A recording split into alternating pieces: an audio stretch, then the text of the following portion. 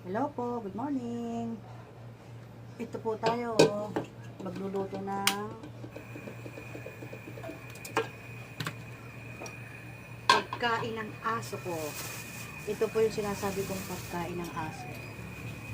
Sodas. Yung pong sodas, yun yung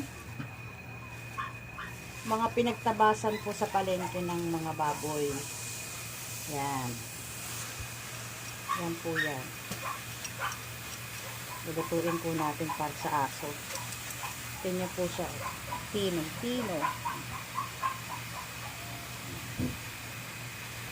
Yan po.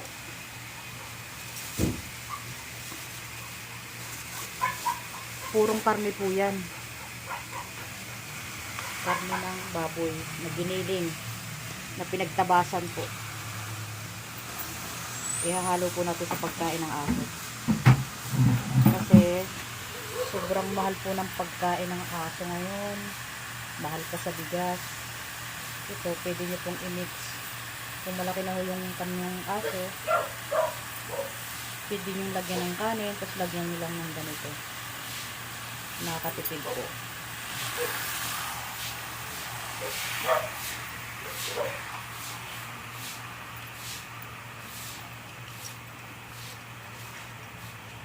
Antayin lang po natin maluto.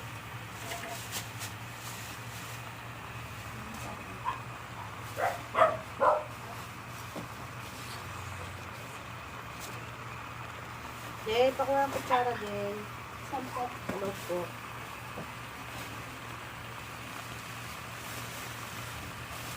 Malaki.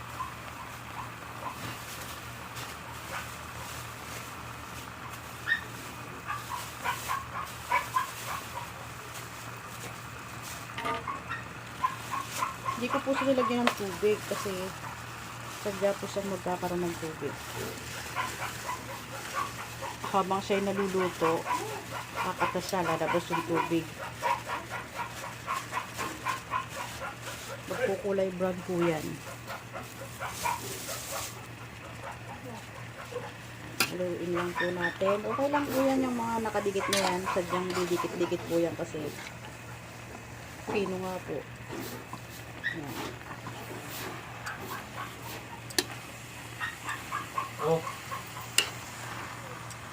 Yan daw to eh.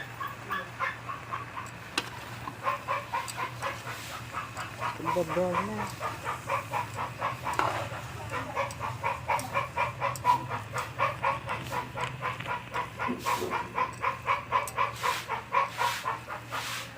Kung naitatanong po ninyo kung magkano po ang kilo, ang isang kilo po nito nabili ko sa Pasay, 50 pesos.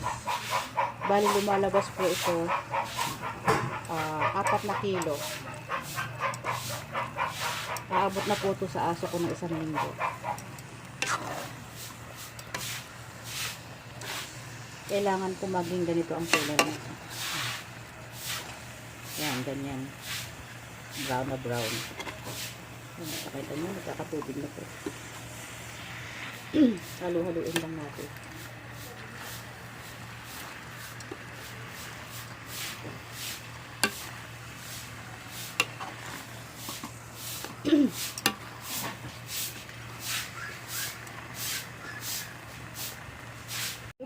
Ito na po yung ating finish na sodas kanina na hilaw. Ito na po siya. Luto na po siya. O, di ba napansin nyo po, napakaganda po niya.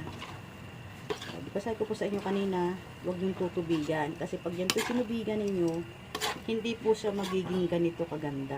Yan po yung mga mantika niya. Yan. Ito po, gagawin po natin, i-drain natin. Hindi po natin pwedeng ipakain sa ating mga alaga. Kasi po, ang kilalabasan nito ay, yan po, napakaraming mantika po yan. Mantika po yan. Kasi po baboy yan. Sadya po talaga magkakaroon ng mantika. Yan, dami po, di ba? Kita nyo, dami. Kaya, i-drain po natin yan sa ating salaan para matanggal po yung mga mantika na yan. Kasi, baka yung inyong mga alaga ay ma-high blood. Naku po, kawawa naman.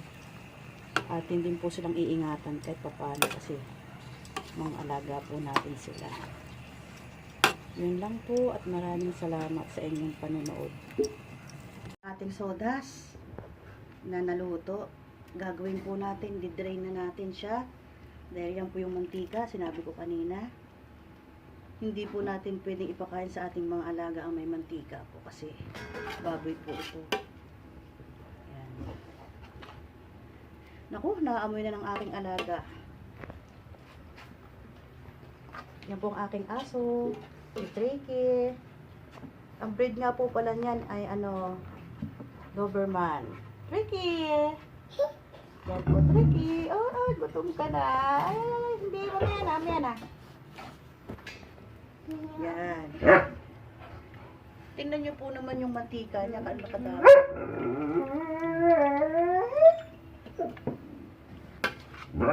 Lang po at salamat. Mamaya naman po, ipapakita ko po sa inyo kung paano ko po ipakain sa aking mga alaga. Haluan po natin ng konting kanin, pero kung gusto niyo may gulay, meron pa rin dog food, pwede rin pong halu-haluin yun. Hindi ko lang po sinabi sa inyo na to. At hindi rin po pwedeng araw-araw ipapakain sa aso. Kung pwede po sa isang linggo, 3 beses lang nyo po siya papakainin ito. Pero may halo po talaga sa lagi. Hindi puro. Kailang may halo. Hindi po pwede ng purong sodas lang. Baka po mahebla ng ating mga alaga. Dahil baboy pong puro ito na giniling. Yun lang po at maraming salamat. Update ko po mamaya sa pagpapakain po ng aso. Ating nilutong sodas kanina. So, papakita ko po sa inyo. Papakain ko na po kay Tandal. Ito po yung aking aso. Ito po. Ayan po ang aking patay-gutom na si Thunder Boy. Kakain na siya. O, ayan na. O. Kita nyo? Gustong gusto po niya yan. Paborito po niya yan. Naku. Yan po palang aso ko. Isang bully. Kung sino po yung gusto magpa-stud, pwede naman po. PM lang po kayo sa aking YouTube channel.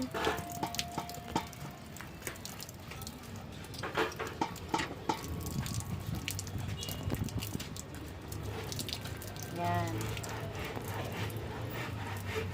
Pa-like na lang din po, pa-comment, pa-share na lang din po. Salamat po.